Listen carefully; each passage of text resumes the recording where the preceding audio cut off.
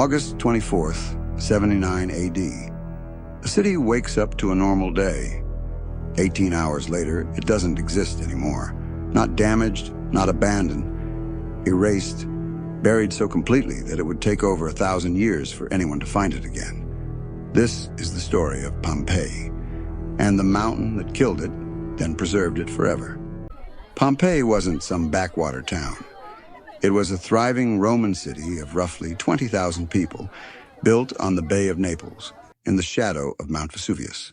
It had everything a Roman city needed: bathhouses, bakeries, wine bars, an amphitheater that could hold thousands, paved streets with raised stepping stones so people could cross without stepping in the mud.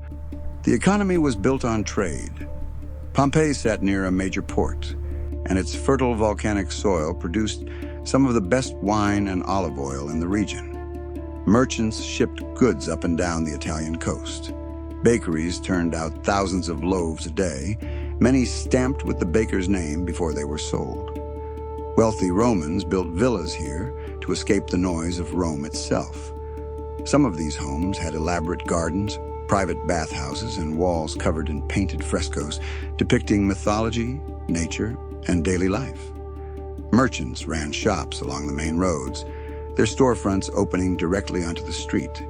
The walls of the city tell their own story. Political graffiti, advertisements for gladiator fights, even crude jokes and love notes scratched into plaster by ordinary residents. Pompeii wasn't a museum piece when it was alive. It was loud, busy, and completely ordinary. It was a city built for comfort, for business, for everyday Roman life, and it sat directly beneath a volcano. Nobody feared the mountain. To the people of Pompeii, Vesuvius was just part of the landscape. Its slopes were green and fertile, perfect for growing grapes and olives. Nobody alive had ever seen it erupt. As far as anyone knew, it never had. Roman writers of the era didn't even classify it as an active volcano. They had no idea they were living on top of a bomb. Romans of this era worshipped a wide range of gods for protection, from household spirits to major deities like Jupiter and Venus, the patron goddess of Pompeii itself. Temples across the city were dedicated to keeping the community safe and prosperous.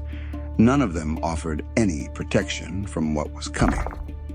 In the days before the eruption, the ground had started to shake. Small tremors, easy to dismiss. Southern Italy was earthquake country. Mild shaking wasn't unusual. 17 years earlier, in 62 AD, a much larger earthquake had rocked the region, badly damaging Pompeii. Temples cracked, water systems broke. Some buildings were still under repair nearly 2 decades later. Life had simply gone on around the construction, the way any city adapts to living with ongoing repairs. So when the ground trembled again in August of 79 AD, most people assumed it was more of the same. Familiar, survivable, nothing to evacuate over. They had no way of knowing that this time, the tremors weren't just an earthquake. They were the mountain waking up. Just after midday on August 24th, Vesuvius exploded. A massive column of ash, pumice, and superheated gas shot more than 20 miles into the sky, far higher and faster than anything the region had ever witnessed. Within minutes, day turned to a strange, ash-choked twilight, as fine particles blotted out the sun for miles in every direction. Across the Bay of Naples, a Roman naval commander named Pliny the Younger saw the cloud rising and launched ships toward the coast, partly out of scientific curiosity and partly to rescue civilians trapped near the base of the volcano. As commander of the Roman fleet at Misenum, he had both the resources and the responsibility to respond. He never made it back. Pliny the Elder died during the rescue attempt near Stabiae, likely overcome by toxic volcanic fumes as he tried to help others escape. His nephew, Pliny the Younger, stayed on the far side of the bay and watched the entire disaster unfold. Decades later, writing at the request of the historian Tacitus, he composed detailed letters describing what he saw, the only surviving eyewitness account of the eruption. Because of him, Volcanologists still use the term Plinian eruption to describe this exact type of explosive volcanic event, where gas and magma blast skyward in a towering, sustained column. He compared the ash column to an umbrella pine tree, a long, towering trunk that spread out into branches high above the mountain. He also described panic in the streets around him, people tying pillows to their heads to protect against falling debris, and choosing between the fear of collapsing buildings and the fear of the open, ash-filled streets. It was beautiful from a safe distance. Ash drifted down over the bay like gray snow, coating ships, rooftops, and the surface of the water itself. And it was a death sentence for the region below. For close to 18 hours, Pompeii endured a slow, relentless rain of pumice and ash. Small stones, some the size of a fist, fell from the sky nonstop. Layer after layer built up in the streets, on rooftops, inside courtyards, several inches accumulating every hour. Roofs began to buckle and collapse under the accumulating weight. The air grew thick with ash, making it hard to breathe or see more than a few feet ahead. Modern researchers estimate visibility in some areas dropped to nearly zero. Many residents tried to escape. They fled the city on foot, ash falling around them, some carrying only what they could grab in a panic, others weighed down with valuables they refused to leave behind. Others chose to stay. They sheltered indoors, believing the worst had already passed. It hadn't. Vesuvius wasn't finished, not even close. After midnight, everything changed. The eruption column, no longer able to sustain its own height, collapsed back down onto the mountain. That collapse triggered pyroclastic flows, fast-moving surges of superheated gas, ash, and rock racing down the slopes of Vesuvius at speeds exceeding 100 miles an hour, with temperatures hot enough to kill almost instantly. Pompeii was struck by a series of these flows, one after another, through the early morning hours. Each surge added another layer of ash and debris, sealing the city deeper with every wave. Herculaneum, a smaller town much closer to the volcano, was hit even faster and buried even deeper. Paradoxically, the intensity of the burial helped preserve it in extraordinary detail. Wooden furniture, food, scrolls, and even boats survived, carbonized by heat but structurally intact. Excavations there later revealed hundreds of skeletons huddled in boathouses along the shoreline, apparently waiting for a rescue that never came. By dawn on August the 25th, both cities were gone, buried under many feet of ash and volcanic debris. What had been a coastal region full of life was now a gray, smoldering wasteland, its coastline itself reshaped by the volcanic material. Pompeii and Herculaneum weren't the only settlements destroyed. Nearby Stabii, where Pliny the Elder died during his rescue attempt, was also buried under volcanic debris.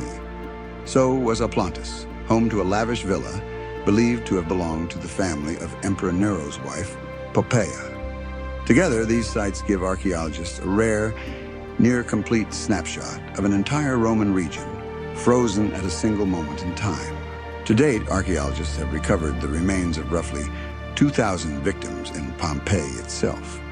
The true death toll across the wider region remains unknown. Many residents fled successfully, while others were likely buried in areas that still haven't been excavated. The most haunting discovery came in the 1860s, thanks to Italian archaeologist Giuseppe Fiorelli. As bodies decomposed inside the hardened ash, they left behind hollow, body-shaped voids underground. Fiorelli realized these cavities could be filled and began pouring liquid plaster directly into them. What emerged wasn't bone, it was shape, posture. Final moments, frozen in plaster. A mother curled protectively around her child, a dog still straining against its chain. People huddled together in final shelter that never came. These plaster casts transformed Pompeii from a historical ruin into something far more personal, a direct, physical record of human beings in the last seconds of their lives. Modern scientists have since used CT scans on several casts, revealing details about the victims' teeth, bone structure, and even what they ate in their final years. Over 100 casts have been made since Fiorelli's original technique, and new ones are still occasionally produced as fresh voids are discovered during ongoing excavation. Some show people mid-motion, caught trying to shield their faces. Others appear almost peaceful, suggesting death came quickly, likely from the intense heat of the surrounding gas rather than suffocation alone. Pompeii vanished from maps and memory for over 1,600 years. It wasn't until 1748 that organized excavations began, after earlier construction work in the area had already stumbled across ancient ruins nearby, including an aqueduct project decades earlier that had unknowingly cut straight through part of the buried city. What excavators found stunned them. An entire Roman city, frozen in place, streets, homes, shops, and artwork, preserved almost exactly as they were on the day of the eruption. Excavation has continued on and off for nearly 3 centuries. Even now, entire sections of the city, including parts of the Regio 9 district, are still being uncovered using modern archaeological techniques, including DNA analysis, that's rewriting what we thought we knew about who the victims actually were. Recent studies have even overturned long-assumed relationships between skeletons found together, showing that some presumed family groups weren't related at all. Researchers today use tools the original excavators could never have imagined: ground-penetrating radar to map unexcavated areas without digging, CT scanners to look inside plaster casts without breaking them apart, isotope analysis on teeth and bone to reconstruct diet, health, and even where a person likely grew up. Each new technique adds another layer of detail to a disaster that happened nearly 2,000 years ago. Today, Pompeii stands as the most complete surviving window into everyday life in the Roman Empire. Bread still sits in ancient ovens. Political campaign slogans remain scratched into walls. Gardens, mosaics, and household objects survived in place for 2,000 years. Nothing else on Earth offers this level of detail about how ordinary Romans actually lived, worked, and died. It remains one of the most visited archaeological sites in the world, drawing millions of visitors every year who walk the same stone streets its residents once did. And the cruelest irony is also the reason any of this exists at all. The same eruption that destroyed Pompeii in a matter of hours is the exact reason its streets, its buildings, and its people were preserved well enough for us to study nearly 2,000 years later.